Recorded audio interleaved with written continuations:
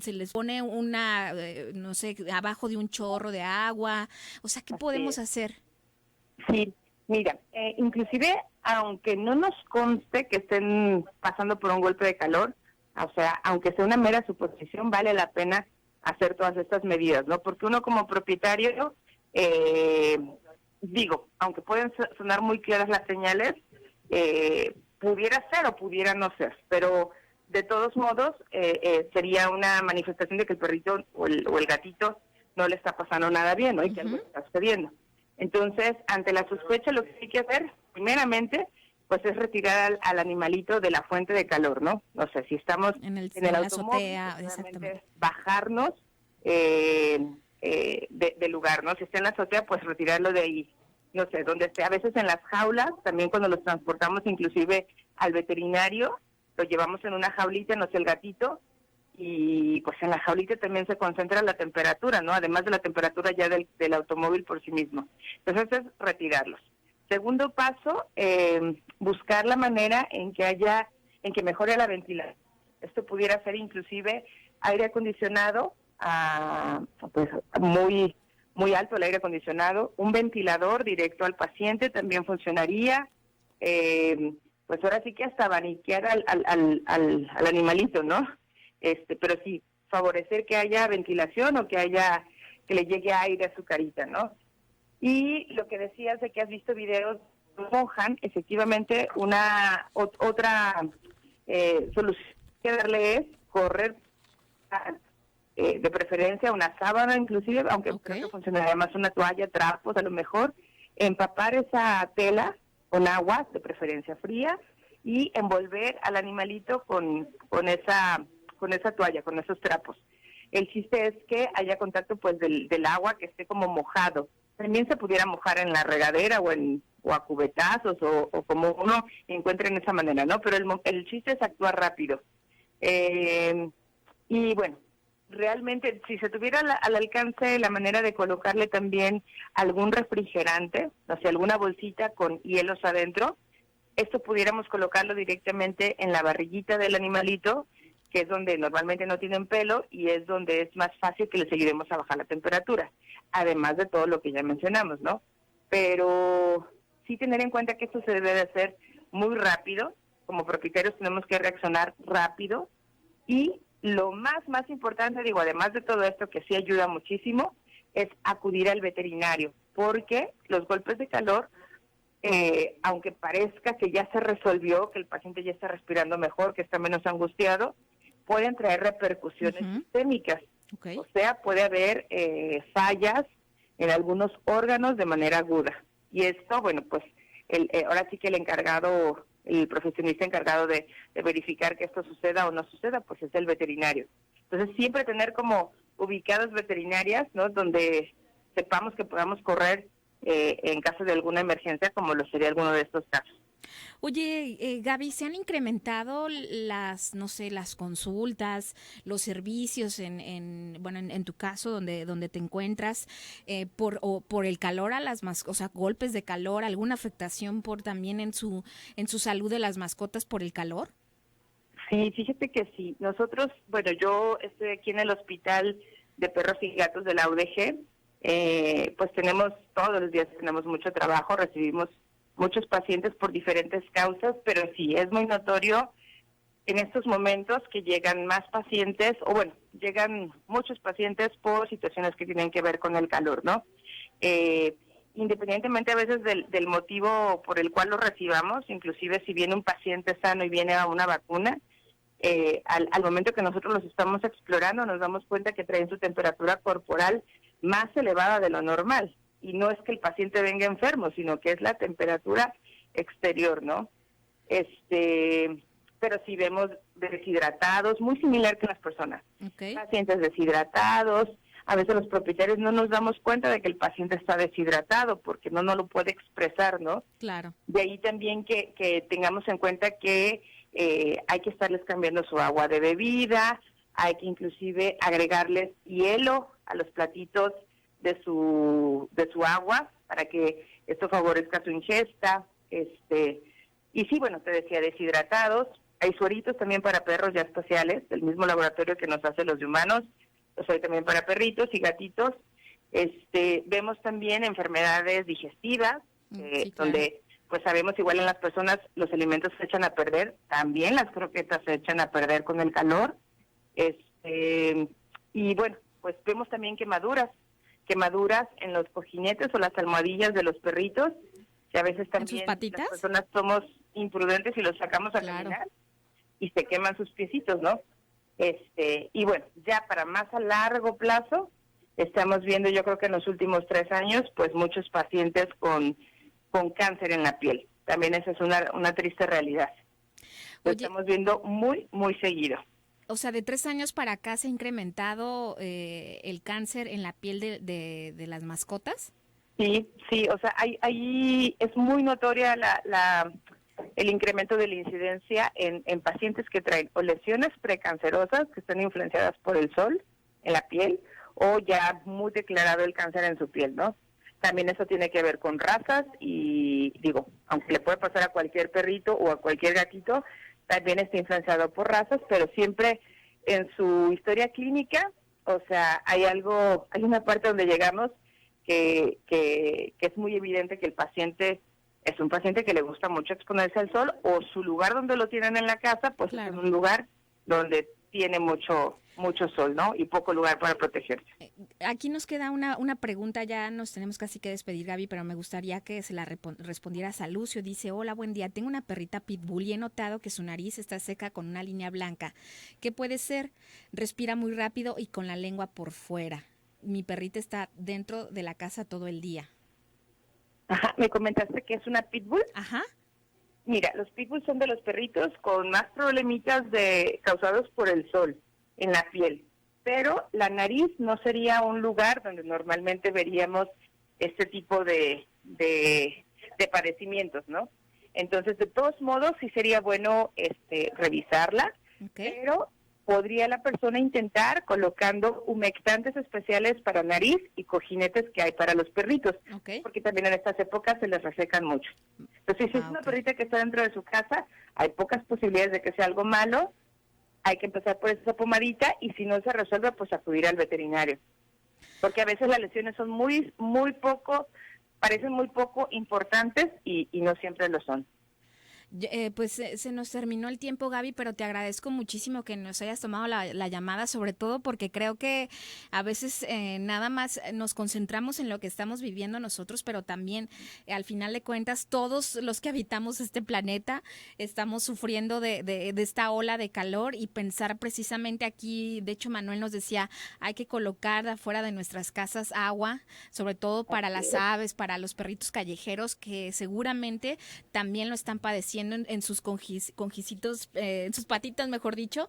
Este calor también para ellos, las quemaduras que han de estar sufriendo ha de ser muy terrible. Pues te agradezco mucho, Gaby, que nos hayas tomado la llamada y sobre todo ser consciente en este tema, en este calor que nos está afectando a todos y a todos. Así es, pues muchísimas gracias por permitirme hablar de este tema y pues quedo a sus órdenes, con mucho gusto. Pues ahí muchas gracias, Gaby, tuvimos la conversación con Gabriela Ramírez Díaz, encargada del área de medicina interna del Hospital de Pequeñas Especies de la Universidad de Guadalajara. Nos vemos una pausa y regresamos aquí a Zona de Servicio. Trabajar para mantenerte informado es nuestra pasión. Zona 3, información y música en equilibrio perfecto. 90.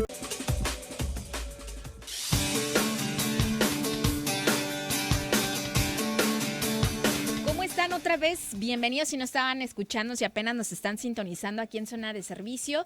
Tuvimos la oportunidad hace unos momentos de platicar con alguien del calor precisamente que estamos viviendo aquí en la zona metropolitana de Guadalajara, pero también de nuestras mascotas, el cuidado que tenemos que tener, ¿no? Pero es momento de platicar de nuestra sección de Empréndete con mis amigos de la Coparmex Jalisco, jóvenes empresarios. Aquí tengo como pues seguido a mi amigo mi amigo colaborador aquí de Zona de Productor. ¿No quieres producir noticias? De Armando Castaño, presidente de Jóvenes Empresarios de Jalisco. ¿Cómo estás, Armando? Laurita, muy buenas tardes ya, muy buenas tardes a todas las personas que nos escuchan el día de hoy. No, pues gracias a ti que pues que me ayudas en esta sección, sobre todo porque tú conoces, Armando, el tema empresarial, pero en el área de jóvenes, estás cerca de ellos, conoces sus dudas, conoces sus inquietudes, conoces todo lo que pues pasamos los jóvenes en el tema de empresarial, ¿no? Pero se dio a la tarea y mira que lo veo muy aplicado, va a sacar un 10 en este... pues en este Emprendete, y me acompañan ya aquí en cabina 2 mujeres en las que vamos a hablar sobre los desafíos de las mujeres en las industrias y que poco a poco nos vamos colocando en áreas muy importantes de la sociedad y nos vamos colocando en oportunidades que las vamos a tomar porque al final de cuentas también es nuestro lugar. Y tengo aquí a Leslie Bustos de Triciclos y Montables Promeico. ¿Lo pronuncié bien? Así es, sí. ¿Cómo estás? Bienvenida. Muy bien, muy emocionada aquí. Muchas gracias por el espacio. No, gracias a ti que están aquí en esta cabina azul. Y también tengo a Karen Beltrán, de Karen Beltrán MX. ¿Cómo estás, Karen? Muy bien, Laura, gracias por invitarnos. Bueno, vamos a comenzar primero platicando con Leslie. Leslie, a ver, platícanos un poco. ¿Cuántos años tienes, Leslie? Tengo 24. 24 años, estás apenas, bueno, más bien, no sé tu trayectoria, pero ahorita no la vas a contar, Sí, aunque sí. te escuchas joven y estás joven, seguramente has vivido muchos retos en el que me platicas un poquito de qué trata tu emprendimiento, Bueno, en sí, este es una este empresa... proyecto. Sí, es una empresa, ya tiene alrededor de 50 años en el mercado, es una empresa familiar. Ok, Una no, empresa entonces familiar. tú ya es algo en el que, pues básicamente naciste en ello. Así es, sí. O sea, desde los primeros pasos, mis primeros pasos fueron en un producto de los que hicimos. Y bueno, pongo en contexto, mi empresa es una fábrica de juguete, de triciclos, de montables, artículos de bebé, de scooters, totalmente nacional, es todo lo que realizamos aquí. Y esta empresa nace en el 75, aquí totalmente tapatía, la realiza mi abuelo. Ok. Entonces, yo sería parte de la tercera generación que ingresa. O sea, tu papá, tu mamá es la segunda generación. Así es, ajá, yo ya voy entrando en esta parte de la tercera generación. Y pues bueno, ¿cómo nace Promeico? Promeico nace de la crisis, prácticamente de la crisis. Mi abuelo tiene 9 hijos, bueno, él ya falleció, tiene 9 hijos, y a partir de ahí, él era profesor. Ok. Entonces ya de imaginar el reto, 9 hijos y poder pues ayudarlos a sacar adelante, exactamente. Entonces en una situación de desesperación, mi abuelo se da la tarea de empezar esta empresa. Él inició sus primeros productos como patines scooters, y en un cuarto, en una vecindad de 2x2, con un martillo, un taladro y un ayudante. Fue con lo que inició Promeico. Y creo que es algo, y mucha fe de hacerla, mucha fe de armarla, de ir adelante. Y creo que es algo que nos caracteriza a todos los emprendedores, que a pesar que las situaciones están mal o se ven mal, vamos y buscamos lograr y buscar un futuro mejor. Entonces, la verdad es una historia que me enorgullece mucho como familia y es una historia que me encanta contar y que atrás de ella viene mucho aprendizaje porque pues nuestro abuelo se sentaba con los primos y nos contaba todos los retos que él tenía. ¿Tu abuelo sigue vivo? No, él falleció hace un año. Hace un año, y creo que me llama mucho la atención lo que dices, y creo que en todas las historias las hemos contado, Armando, que a todos los que han decidido emprender, me imagino que también ahorita nos va a contar su historia Karen, pues nace con desafíos, porque obviamente, aunque se escuche mucho el tema de emprendimiento, pues nadie a veces te dice cómo, ni para dónde, ni lo que tienes que hacer, ni el AB. Entonces creo que ese es el reto de todos los que deciden emprender, que yo siempre he dicho que al final de cuentas muchos nacieron también en la pandemia. ¿Cómo se han mantenido en la pandemia? Otros desgraciadamente no pudieron seguir durante la pandemia, pero al final de cuentas es esa garra que deben de agarrarse, ahora sí que ¿de dónde se pueden agarrar cuando han vivido crisis, por ejemplo, de la pandemia, Armando? O sea, ¿de dónde te agarras cuando todo lo comienzas a ver negativo?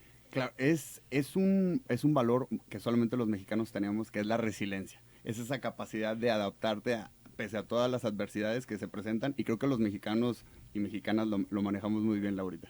Y yo creo que al final de cuentas es ese tema de a veces no sabemos ni de dónde nos tenemos que sacar la idea, y creo que es ahí donde vamos a conocer la historia de Karen. Pero ¿qué les parece si regreso al corte? Conocemos un poco de la historia de Karen, de cómo nace Karen Beltrán. Así que nos damos una pausa rapidísima y regresamos aquí a Zona de Servicio.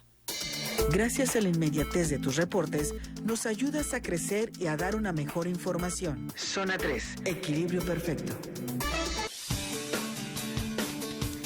Regresamos aquí a Zona de Servicio y es momento de conocer la historia de Karen Beltrán y me gustaría primero, Karen, ¿cómo estás? Bienvenida a Zona de Servicio. Gracias por invitarme, Laura.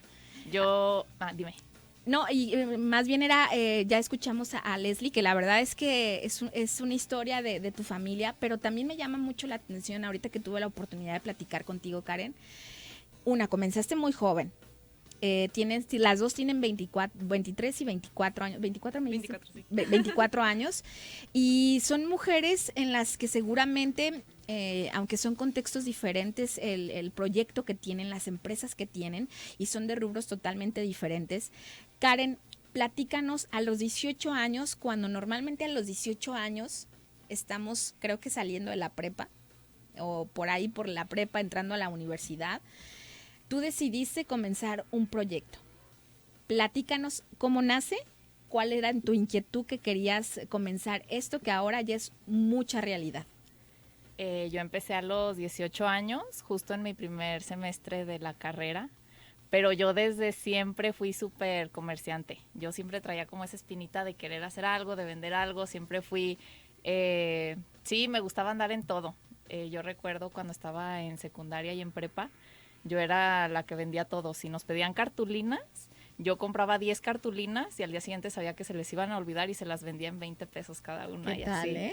Yo era como siempre he sido así, muy comerciante. Y de hecho en la escuela yo era conocida como Papas Karen porque vendía papitas en la escuela. Y cuando estaba en prepa me acuerdo mucho que yo empecé vendiendo papas con las de mi salón y se empezó a correr la voz. Y ya cuando era recreo llegaban niñas hasta de primaria a comprarme y así se me hacía fila para que me compraran papitas. ¿Y dónde llevabas las cosas? ¿En la mochila? No, me llevaba un carrito. O sea, yo súper sinvergüenza de que llegaba con mi chamoy, cacahuates, todo así. ¿Y si te dejaban pasar con todo? ¿O sí, cómo le hacías? Yo llegaba súper temprano a la escuela, literal, llegaba a abrirla.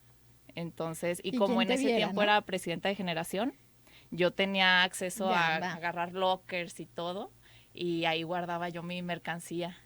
Y vendía muchísimo. Toda la escuela me compraba, hasta las maestras.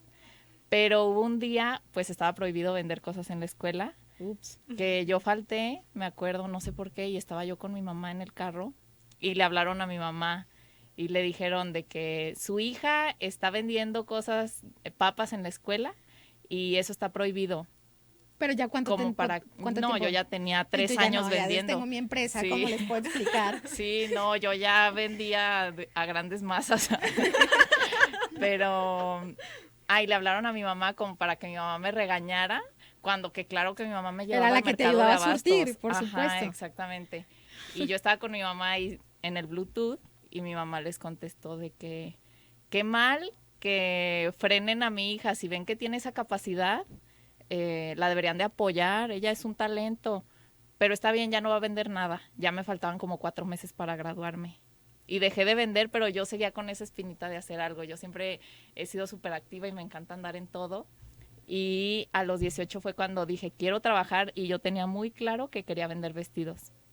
Era cuando se puso de moda lo de empezar a rentar. Okay. Y mi primera idea fue esa, como, quiero tener un negocio de venta y renta de vestidos.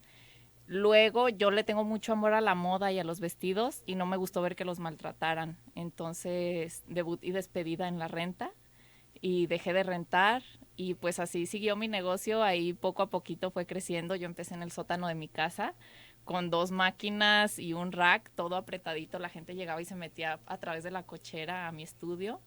Y así se fueron recomendando hasta que ya me cambié de lugar, ya tengo un espacio más grande.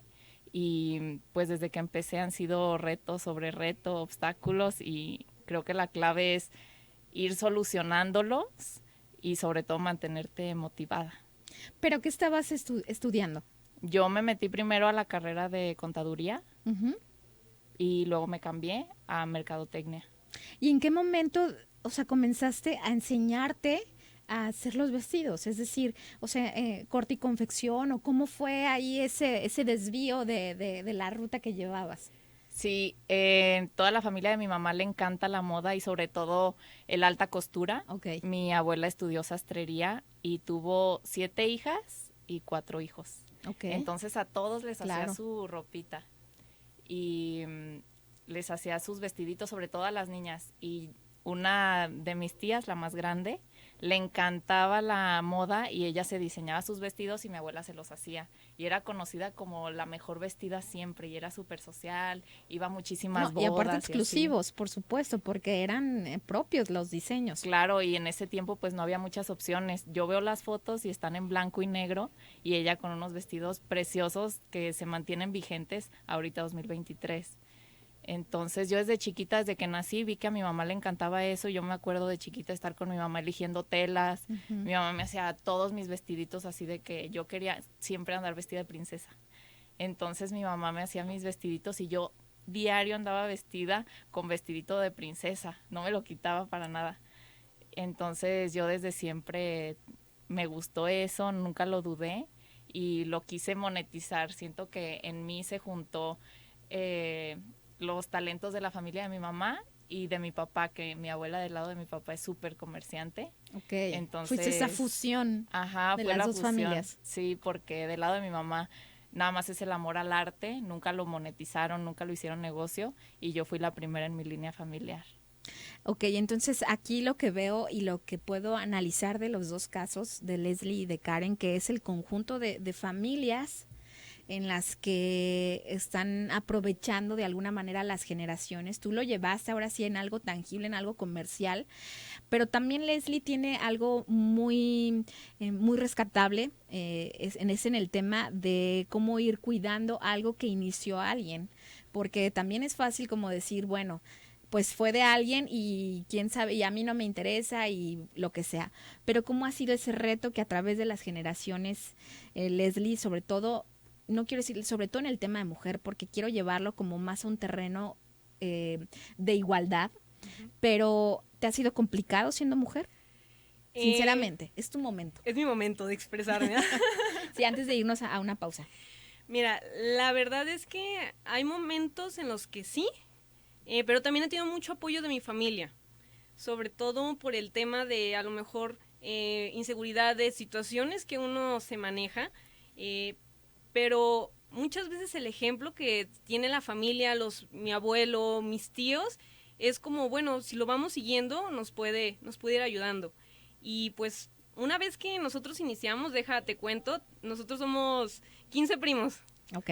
Entonces, mi abuelo como que siempre tuvo esa visión de encaminarnos, y la verdad es que eso nos ayudó mucho, porque todos crecimos con un mismo perfil, o con una misma idea.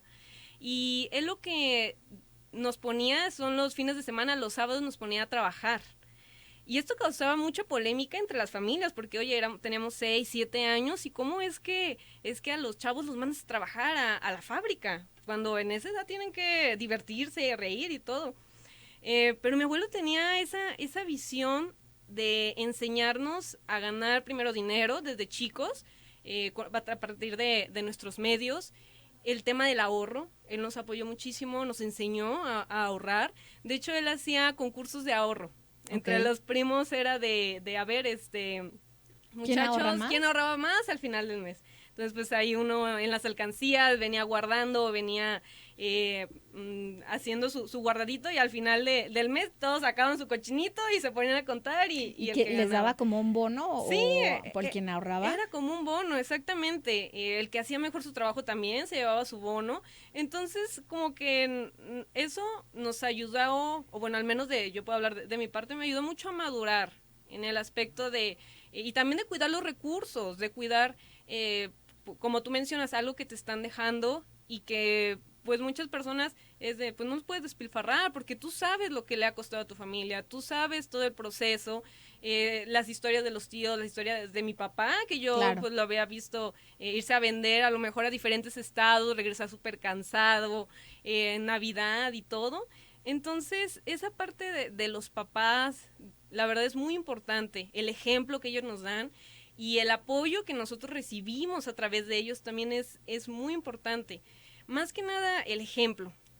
Y sobre todo también algo que tú mencionas es el tema de cuidar algo que alguien inició con todo el esfuerzo y que tienes esa gran tarea y tienen esa gran tarea las siguientes generaciones.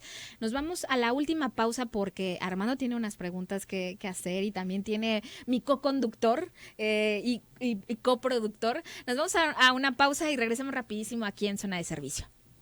Desde temprano, al mediodía, antes de caer la noche, en cada instante. Regresamos a Zona de Servicio y bueno, ¿qué les puedes tú decir desde el Jóvenes Empresarios de Coparmex a estas dos grandes mujeres que nos están acompañando, Armando? Claro, y a todas las personas que nos escuchan, Lau, desde la Comisión de Jóvenes Empresarios buscamos que haya más mujeres emprendedoras.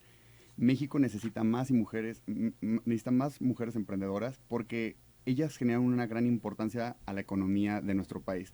A pesar de los desafíos, de los obstáculos que enfrentan, con dedicación y creatividad, como ejemplo Karen y Leslie, han logrado crear y liderar empresas y negocios exitosos en diversos sectores, lo que contribuye al crecimiento económico y impulsa la igualdad de género.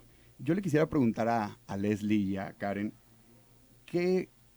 y lo veo en mi ejemplo, para mí fue una parte fundamental en el desarrollo, en mi inicio y en mi desarrollo de mi empresa, el apoyo de mis padres. ¿Qué papel jugaron sus papás y qué consejos les darían a los padres que nos están escuchando el día de hoy, que tienen esos hijos, que tienen esa semillita de emprender o que ya están emprendiendo?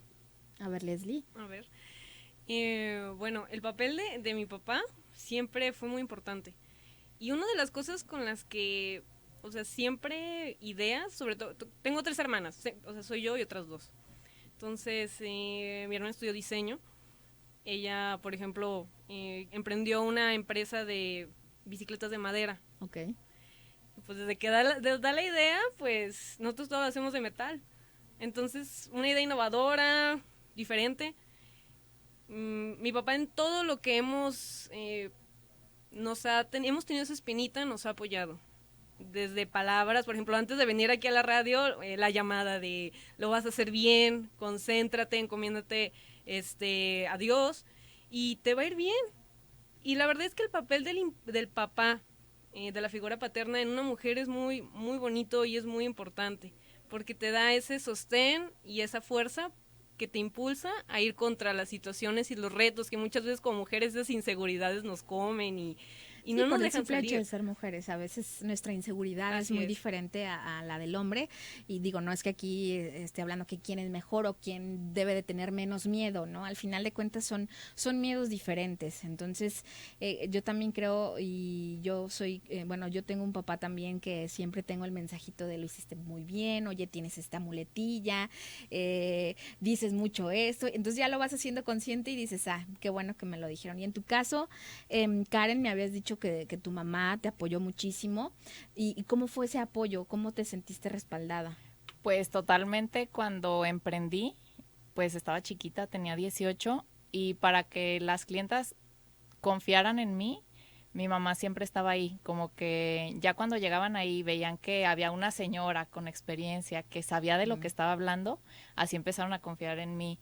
Mi mamá totalmente me pasó todos sus conocimientos de saber elegir textiles, de revisar los acabados de los vestidos, y pues mi papá fue totalmente mi socio capitalista, porque ustedes saben que cuando va empezando un negocio, todo el primer año son pérdidas. Entonces, pues me ayudó mucho eso, que siempre confiaron en mí. Tuviera la idea que tuviera, siempre me apoyaban. Si había que invertir en máquinas, si había que invertir en material, en todo, siempre me apoyaron mucho. Y pues totalmente, si no fuera por ese respaldo que siento de mis papás, no fuera lo mismo. Y pues invito a todos los papás a que apoyen a sus hijos con la idea que tengan, así tengan idea de vender galletas, que los apoyen y que ese negocio de galletas si se trabaja constantemente y tienen como mucho la motivación de crecerlo, puede llegar muy lejos. Y sobre todo yo creo que también, como tú bien lo dices, lo que decidan estudiar, lo que decidan emprender, en este caso estamos hablando de emprendimiento, o lo que decidan sus hijos, y bueno, todavía no tengo hijos, pero sentirte respaldado en esa parte de tu vida personal, no solamente en el tema pues laboral o en la decisión que nosotros decidamos, pero sentir que alguien está ahí es como parte fundamental y parte de nuestra existencia, ¿no? ¿Qué le pueden decir, Leslie, a las mujeres que toman decisiones?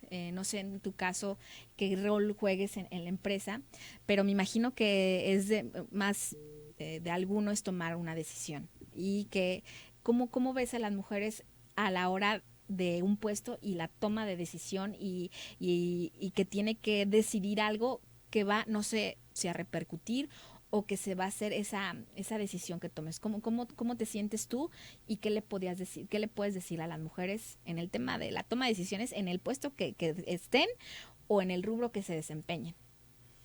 Bueno, yo les diría, confíen en su intuición, confíen mucho en eso, porque muchas veces dudamos, pero si tenemos esa parte de creer que tenemos la información necesaria para tomar esa decisión y que va a ser correcta, lo hagamos. Sin embargo, ese sexto sentido, ahora sí que es algo que dicen que las mujeres tenemos, hay que aprovecharlo, hay que usarlo y rodearse de personas que tengan mayores conocimientos que uno al momento de hacer un sondeo.